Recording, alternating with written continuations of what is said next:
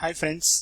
So ఈవేళ మనం ఇప్పుడు నేను డిస్కస్ చేయబోయేది ఏంటంటే, యాక్చువల్గా ఇది 2 days బ్యాకే చేయాల్సింది, బట్ అట్లీస్ట్ షేర్ చేద్దామని చేస్తున్నాను. ఓకే, గేమ్ స్టాక్ యాక్చువల్గా నేను యుఎస్ స్టాక్స్ ట్రేడ్ చేస్తున్నప్పుడు చూసింది. యాక్చువల్గా లైవ్లో కూడా చూశాను నేను దీన్ని. అక్కడ యాక్చువల్గా సర్క్యూట్స్ అనేవి ఉండవు, 10% దగ్గర ఫ్రీజింగ్ అలాంటివి ఉండవు. సో 140 నుంచి 260లో ఓపెన్ అవ్వడము, 260 నుంచి విత్ ఇన్ ఫ్రాక్షన్ ఆఫ్ మినిట్స్లో 300 టచ్ అవ్వడము, ఇంకొక 10 minutesలో 340 టచ్ అవ్వడం చూసాను అనమాట. సో యాక్చువల్గా ఈ పాటికి మీరు కొంతమంది ఆల్రెడీ న్యూస్ చూసి ఉండొచ్చు, లేకపోతే న్యూస్ ఎవరన్నా ఇంకొక ఛానల్స్లో ఫాలో అయి ఉండొచ్చు, లేకపోతే సిఎన్బిసి ఇలాగ మార్కెట్ బిజినెస్ న్యూస్ ఛానల్స్ ద్వారా మీరు తెలుసుకుని ఉండొచ్చు.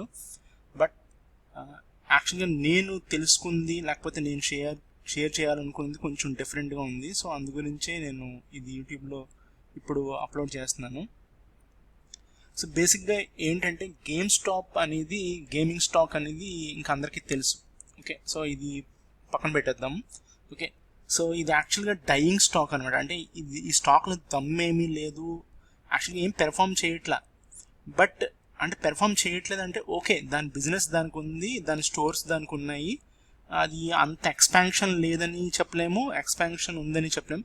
But most of the states యుఎస్లో గేమ్ స్టాప్ అనేది కొంచెం స్ప్రెడ్ అయ్యే ఉంది, బట్ నాట్ వైడ్ స్ప్రెడ్ అనమాట.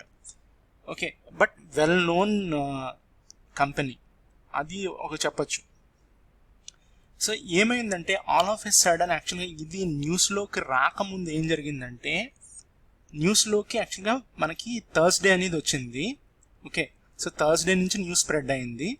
సో ఫ్రైడే ఇంకా ఆల్మోస్ట్ ప్రపంచం తెలుసుకుంది. సో ఎందుకంటే చిన్నపిల్లలు ఇప్పుడు పెద్దోళ్ళని కొడితే ఎలా ఉంటుంది, ఆబ్వియస్గా అడుగుతారు కదా, అసలు చిన్నపిల్లల చేతిలో పెద్దోళ్ళు దెబ్బలు తింటం ఏంటని అడుగుతారు.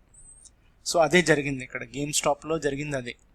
సో అది ఏంటనేది నేను కొంచెం డీప్గా కొంచెం మొన్నే తెలుసుకున్నాను ఆల్రెడీ. అలాగే నేను కూడా నేను మిగతా స్టాక్స్లో చూస్తున్నప్పుడు, ట్రేడ్ చేస్తున్నప్పుడు నేను అబ్జర్వ్ చేసింది ఏంటంటే, ఇక్కడ హెడ్జ్ ఫండ్స్ అనేవి ఉన్నాయి.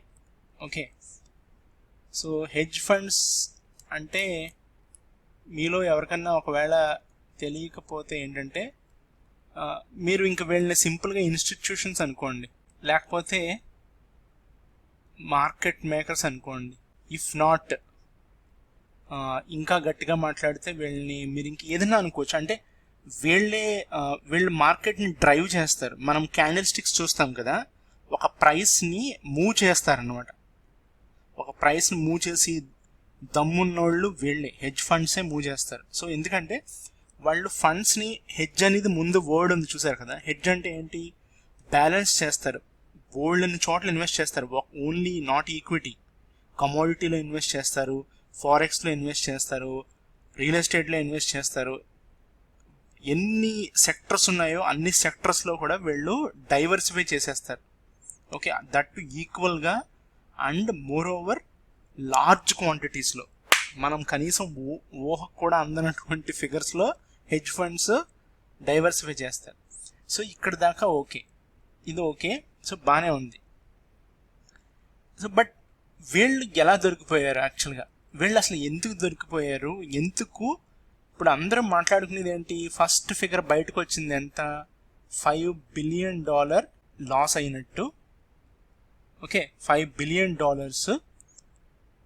ఫస్ట్ ఫిగర్ అనమాట ఇది. తర్వాత యాక్చువల్గా ఇది గ్రాడ్యువల్గా $12-13 billion వరకు లాస్ అయ్యారు. ఎందుకంటే షార్ట్ కవరింగ్ చేశారని చెప్తున్నారు కానీ అది జరగలేదు. ఓకే, సో అది ఇంకా తర్వాత న్యూస్ వస్తుంది, మనం అంత డీప్గా అంటే అది ఎలాగా వస్తుంది కాబట్టి నేను దాని గురించి టచ్ చేయదలుచుకోవాలా. So initial loss $5 billion in a span of 2 days, if not 1.5 day అనుకోండి, లేకపోతే ఓవర్ నైట్ పొజిషన్స్ తీసుకున్నారు షార్టింగ్. సో తర్వాత నెక్స్ట్ డే జరిగింది. సో బేసిక్గా ఇది ఎలా జరిగింది ఏంటనేది నేను మీకు ఇక్కడ చూపిస్తాను చూడండి. ఇక్కడ యాక్చువల్గా ఏం జరిగిందంటే, వీళ్ళు హెడ్జ్ ఫండ్స్ అనుకుందాం. ఓకే, హెడ్జ్ ఫండ్స్ ఏం చేద్దాం అనుకున్నారంటే, గేమ్ స్టాప్ అనే స్టాక్ని దాని ప్రైస్ మీరు చూద్దరు కానీ నేను ఇది చూపిస్తాను. నేను ఓపెన్ చేసి పెట్టాను యాక్చువల్గా. గేమ్ స్టాక్లో ఉన్నాం కదా. ఇప్పుడు మనం 15 minutesకి వెళ్దాం. మీరు గమనిస్తున్నారా 26th Jan కూడా ఎక్కడుందో చూడండి ఒకసారి, $85. ఇక్కడ రైట్ సైడ్ చూడండి మీరు, రైట్ సైడ్ మూవ్ అవుతుంది కదా నేను ప్రైస్ మూవ్ చేస్తుంటే. సో ఇది యాక్చువల్గా మనకి న్యూస్ వచ్చింది థర్స్డే నుంచి, బట్ హెడ్జ్ ఫండ్స్ వాళ్ళు ముందు నుంచే స్కెచ్ చేసుకున్నారు. అంటే స్కెచ్ అంటే ఇది నార్మల్ వాళ్ళ డ్రైవ్ అని చెప్పొచ్చు. ఓకే, అంటే నార్మల్గా అన్ని స్టాక్స్ మీద అప్లై చేసిన అప్లికేషనే జిఎంఈ అంటే గేమ్ స్టాప్ కార్పొరేషన్ మీద కూడా వాళ్ళు అప్లై చేశారు. సో వాళ్ళు అనుకోనట్టు జరిగిందల్లా ఒక్కటే, అది ఏంటంటే మనం ఇప్పుడు నెక్స్ట్ మినిట్స్లో మనము అది తెలుసుకుందాం. సో బట్ వాళ్ళు ఇనీషియల్గా చూడండి, ఇక్కడ వాళ్ళ షార్టింగ్ అనేది ఎక్కడ మొదలు పెట్టారని నాకైతే తెలియదు, అది ఇంకా మనకు బయటికి కూడా రాదు, తెలియదు కూడా. బట్ యాజ్ ఆఫ్ మనం చూస్తే కనుక ప్రాపర్గా చూడండి, ఇక్కడ మనకి 156 నుంచి అయితే ఇదిగోండి 156 నుంచి 25th Janలో హెవీ క్వాంటిటీ అయితే సెల్ చేసినట్టు తెలుస్తుంది. అక్కడి నుంచి కిందకి తీసుకొచ్చారు, 69కి వచ్చింది, ఆల్మోస్ట్ లైక్ 60. సో 60 నుంచి బౌన్స్ అవుతా చూస్తే మీరు ఇదిగోండి 60 నుంచి బౌన్స్ అవుతా 27th నైట్కి 27th క్లోజింగ్కి 150కి వెళ్ళాడు. సో 26th రోజునే అంటే 25th shorting, 25th game stop మీద హెడ్జ్ ఫండ్స్ అనేవాళ్ళు, మెల్విన్ క్యాపిటల్ అనేవాళ్ళు షార్టింగ్ అంటే వాళ్ళు ఇంకా యాక్చువల్గా ది బెస్ట్ అని చెప్పొచ్చు, వాళ్ళ దగ్గర అంత ఫండ్ ఉంటుంది. ఓకే, సో అలాంటి వాళ్ళు షార్ట్ చేస్తూ మొదలు పెట్టారు, దాని ప్రైస్ని కిందకి తీసుకొచ్చేసారు. సో సడన్గా ఆల్ ఆఫ్ ఎ సడన్, అంటే ఇది నాకు తెలిసింది నేను చెప్తున్నాను. ఓకే ఫ్రెండ్స్, ఇందులో ఏదైనా మిస్టేక్స్ ఉంటే మీరు కరెక్ట్ చేయొచ్చు. సో గేమ్ స్టాక్ మీద షార్టింగ్ జరిగింది. ఓకే, షార్టింగ్ జరిగింది. సో మనం ఇందాక చూసాం కదా ప్రైస్ అనేది. సో ప్రైస్ అనేది ఆల్మోస్ట్ మనకి మీరు ఎక్కడి నుంచి చూస్తే ఇక్కడ 160 నుంచి మొదలు పెట్టారు కదా. సో 160 నుంచి $60కి తీసుకొచ్చేసారు ప్రైస్ని. ఓకే, సో $60కి తీసుకొచ్చిన తర్వాత ఏమైందంటే సమ్ గై, ఓకే, ఎవరో ఒక బ్రౌజ్ చేసి నార్మల్ గై సోషల్ మీడియాలో ఉండే ఒకడు, రెడిట్ అని ఒక సోషల్ మీడియా ప్లాట్ఫామ్ ఉంది కదా, మీరు చూడండి. సో సేమ్ లైక్ అది కూడా మీరు ట్విట్టర్ అనుకోండి, ఏదైనా షేరింగ్కే అది కూడా. సో సోషల్ మీడియా నెట్వర్క్ అనుకోండి సింపుల్గా మీకు. సో అలాంటి మీడియంలో ఒకళ్ళు గేమ్ స్టాప్ అనే దాని మీద హెడ్జ్ ఫండ్స్ అనేవాళ్ళు ప్రైస్ తీసుకొస్తున్నారని తెలిసి, సో ఏం జరిగిందంటే యాక్చువల్గా హెడ్జ్ ఫండ్స్ వాళ్ళు ఒక స్టాక్ ప్రైస్ అంటే ఫెయిర్ వాల్యూ అంటాం కదా, ఆ ఫెయిర్ వాల్యూ నుంచి కూడా కిందకి తీసుకొచ్చేస్తారు వాళ్ళ దగ్గర డబ్బులు ఎక్కువ ఉండడం వల్ల. ఇప్పుడు సే ఫర్ ఎగ్జాంపుల్ ఐటీసీ కానీ ఎస్బీఐ ఉందనుకోండి, ఎస్బీఐ ఫెయిర్ వాల్యూ వచ్చి 300 అనుకుందాం, దాన్ని ఇష్టం వచ్చినట్టు డబ్బులు ఉన్నాయి కదా అని కొట్టి కొట్టి కొట్టి కొట్టి కొట్టి తీసుకొచ్చి కింద 180లో పెడితే ఎలా ఉంటుంది? ఫెయిర్ వాల్యూ ఎక్కడుంది? 300లో ఉంది. స్టాక్ ప్రైస్ ఎక్కడుంది? 180లో ఉంది. రీటైల్ ట్రేడర్స్ ఎంతమంది, రీటైల్ ఇన్వెస్టర్స్ ఎంతమంది కొంటే మూవ్ అవుతుంది ప్రైస్? సో ఆ కంపెనీ రన్ చేసే వాళ్ళకి ఎలా ఉంటుంది? ఎస్బీఐ చైర్మన్కి ఎలా ఉంటుంది? ఐటీసీ చైర్మన్కి ఎలా ఉంటుంది? ఎంత పెయిన్గా ఉంటుంది. ఎందుకు? బయట రీటైల్ ఇన్వెస్టర్స్ ఫోరమ్స్ అన్నిటిలో ఇష్టం వచ్చినట్టు వాగుతూ ఉంటారు, ఎందుకు ప్రైస్ మూవ్ అవ్వట్లేదు ఇలా అని చెప్పి. బట్ ఎక్కడైతే క్రౌడ్ ఎక్కువ ఉంటారో, ఎక్కడైతే సేఫ్ బెట్టింగ్ జరుగుతుందో అక్కడే బీభత్సంగా షార్టింగ్ జరుగుతుంది. ఆ షార్టింగ్ చేసే వాళ్ళ దగ్గర మన మీద కనీసం యావరేజ్గా వేసుకున్న మన దగ్గర 1 crore ఉంటే, వాడి దగ్గర వరస్ట్ కేసులో వేసుకున్నా కూడా 10 crores అంటే 10 times. So if at all retail investors దగ్గర 1000 crores ఉంటే అవతల పక్కన 10,000 crores ఉంటుంది. సో ఎక్కడ హౌ కంపారిజన్ లేదు. సో ప్రైస్ని కిందకి తీసుకొస్తున్నారు. ద సేమ్ వే ఏమైందంటే రెడిట్లో ఒక ప్రొఫెషనల్ గ్రూప్ ఉంది. ప్రొఫెషనల్స్ గ్రూప్స్ ఉంటాయి, మన ఇండియాలో యాక్చువల్గా లేరు కానీ యుఎస్లో, యూరోపియన్ కంట్రీస్లో కూడా చాలా చోట్ల ఉన్నారు.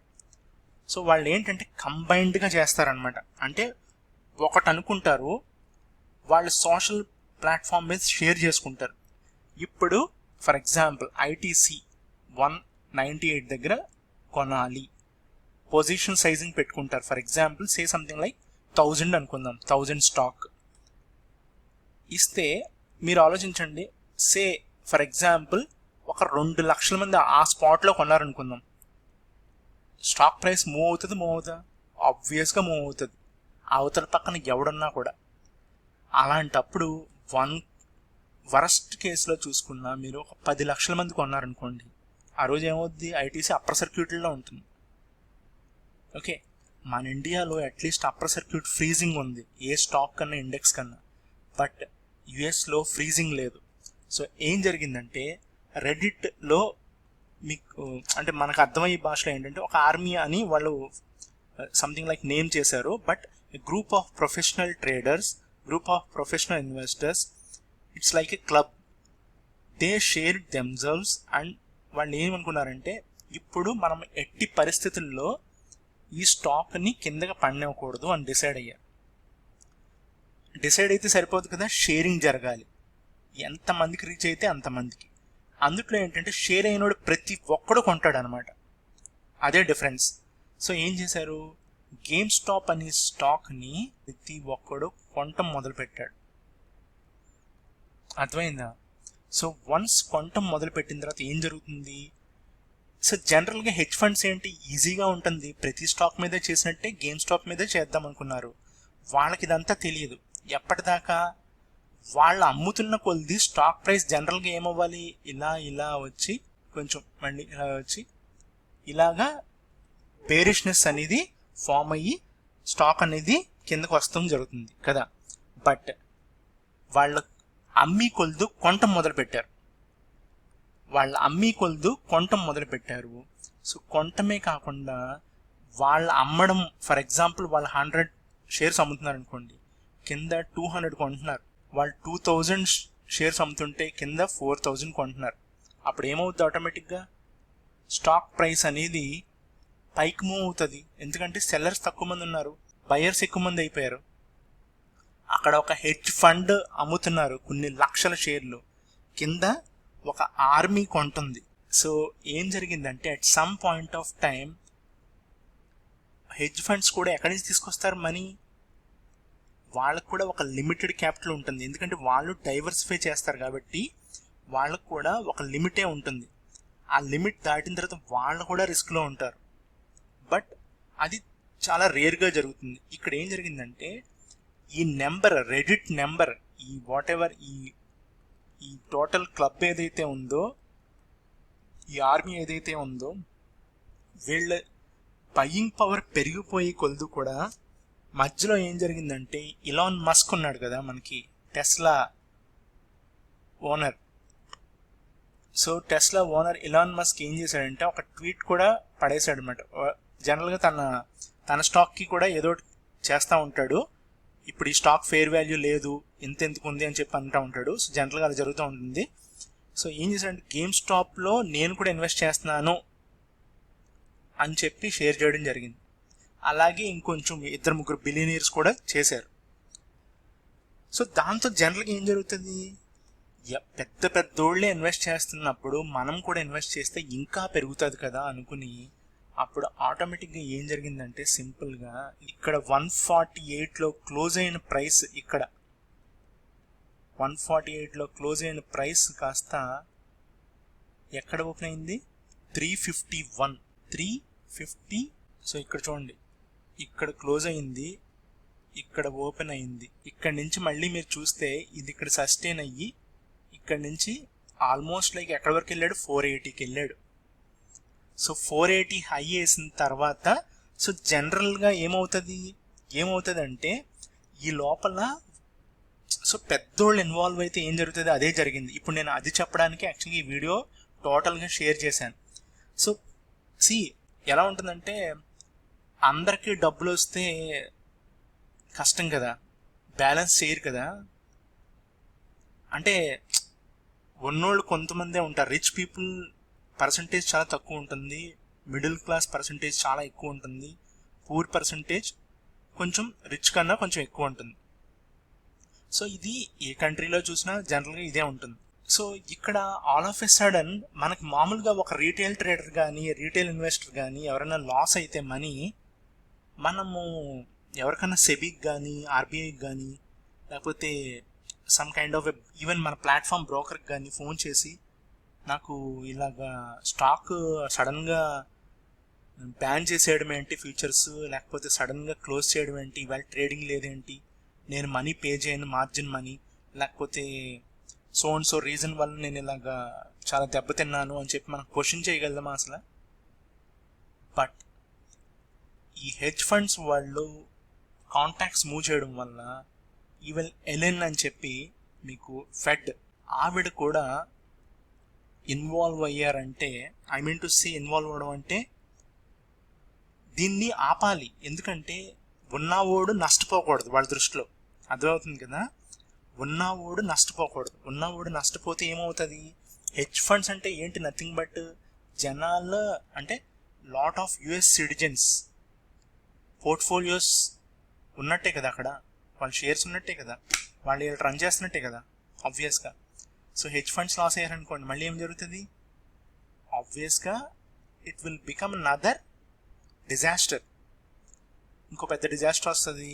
మళ్ళీ దాన్ని రెసిషన్ అంటారు, లేకపోతే స్కామ్ అంటారు, లేకపోతే సో అండ్ సో, ఇంకా అక్కడి నుంచి అంటే ఇట్స్ సంథింగ్ లైక్ అదొక టోటల్ ఎకానమీకి చాలా ఫెయిల్యూర్ అయిపోతుంది అది. ఓకే, సో అదొక మార్క్ అయిపోతుంది. సో అందు గురించి చాలా పెద్దవాళ్ళు ఇన్వాల్వ్ అయ్యి, సో మీరు చూస్తే ఈ ఫాల్ చూసారా ఎలా కరెక్ట్ చేశారో, ఇక్కడ ఏం చేశారు తెలుసండి, ఇక్కడ నుంచి ఇక్కడికి ఎలా వచ్చింది తెలుసా, సిఎన్బిసిలో ఇంకా మోస్ట్ ఆఫ్ ద బిజినెస్ ఛానల్స్లో ఏం చెప్పారంటే హెడ్జ్ ఫండ్స్, ఓకే ఆ హెడ్జ్ ఫండ్ మెల్విన్ క్యాపిటల్ వాళ్ళు ఎవరైతే ఉన్నారో వాళ్ళు కవర్ చేసేసుకున్నారు, వాళ్ళ పొజిషన్స్ ఏమీ లేవని చెప్పేశారు. సో వన్స్ పొజిషన్స్ లేవని చెప్పేటప్పటికి ఏమవుతారు, ఇక్కడ నుంచి ఎవరైతే చాలామంది అంటే ఇప్పుడు మీలాంటి వాళ్ళు నాలాంటి వాళ్ళు అందరం ఎవరెవరైతే $10కి $15కి $20కి కొంటామో మూమెంట్కి వాళ్ళందరూ కూడా భయపడి ఎగ్జిట్ అయిపోయారు. So most of the normal retail traders వాళ్ళందరూ కూడా ఎగ్జిట్ అవ్వడం వల్ల సడన్ ఫాల్ అనేది వచ్చిందనమాట. ఇక్కడ కవర్ చేసుకున్నారు. విషయం తెలియదు ఏంటంటే చాలామందికి వాళ్ళకి లాస్ వచ్చింది, $13 బిలియన్ దాకా లాస్ వచ్చింది. బట్ న్యూస్ స్ప్రెడ్ చేసి కవర్ చేసి ఫైనల్గా వాళ్ళ పొజిషన్స్ని కవర్ చేసుకునేటట్టు గవర్నమెంట్ హెల్ప్ చేసింది, మీడియా హెల్ప్ చేసింది, అలాగే ఎవరైతే ఉంటారో కార్పొరేట్ హెడ్స్ ఉంటారో కంట్రోలర్స్ ఉంటారో వాళ్ళందరూ కూడా హెల్ప్ చేశారు. ఎందుకంటే ఎంటైర్ సిస్టమ్ అనేది డిజాస్టర్ అవ్వకుండా, ఓకే సో సిస్టమ్ ఫెయిల్యూర్ అవ్వకుండా వాళ్ళు ఇలా చేశారనమాట. అదే నార్మల్ మనకి నష్టం వస్తే చేస్తారా ఎవరన్నా అంటే అది మనల్ని మనం ఒకసారి మిర్రర్లో అద్దంలో చూసుకుంటే తెలుస్తుంది. ఓకే సో దీన్ని బట్టి తెలిసింది ఏంటంటే మార్కెట్స్లో ఈ హెడ్జ్ ఫండ్స్ మేమే కాలర్ ఎగరేస్తాము, మేమే అంతా అనుకుంటే వాళ్ళకి ఎదురైన పరాభవం ఎలాంటిదంటే యాక్చువల్గా వాళ్ళని నేకెడ్గా నిలబెట్టినట్టు లెక్క యాక్చువల్గా. ఓకే సో అంటే సంథింగ్ లైక్ మీరు గమనిస్తే వాళ్ళ దగ్గర అంత మనీ పవర్ ఉండి వాళ్ళు ఒక రెడిట్ గ్రూప్తో సోషల్ మీడియా గ్రూప్తో ఇలాంటి లాస్ తీసుకున్నారంటే something like it's a shame, అంతే సింపుల్గా చెప్పాలంటే.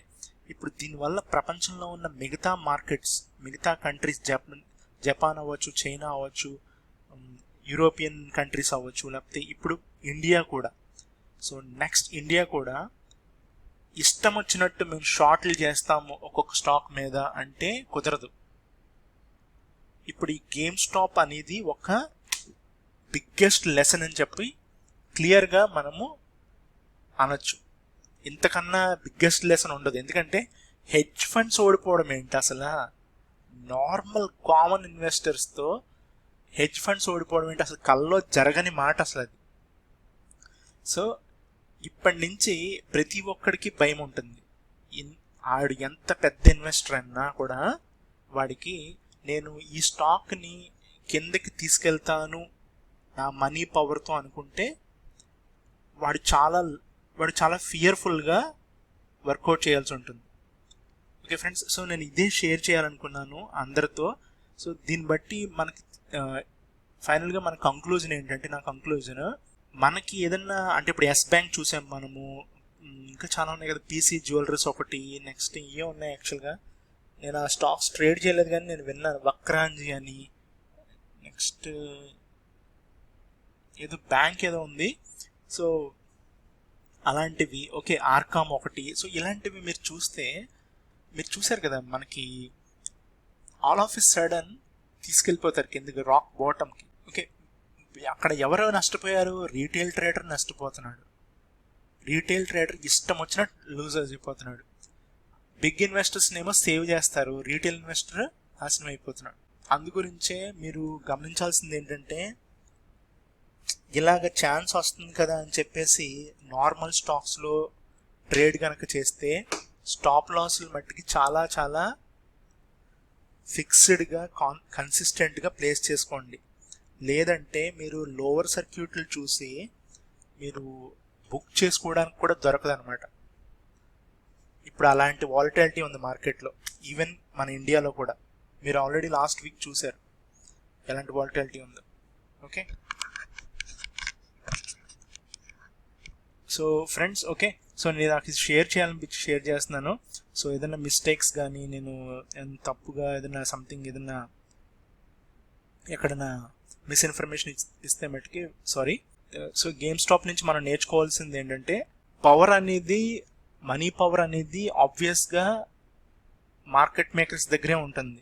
But at the same time వాళ్ళ ఆపోజిట్గా గనక ఒక ఆర్మీ గనక బిల్డ్ చేసుకుంటే, ఒక గ్రూప్ ఆఫ్ ఇన్వెస్టర్స్ కానీ రీటైల్ ట్రేడర్స్ కానీ, ఆబ్వియస్గా వాళ్ళతో ఫైట్ చేయడానికి వీళ్ళకి కూడా ఛాన్స్ ఉంటుంది అనేది గేమ్ స్టాప్తో మనకు అర్థమైపోయింది.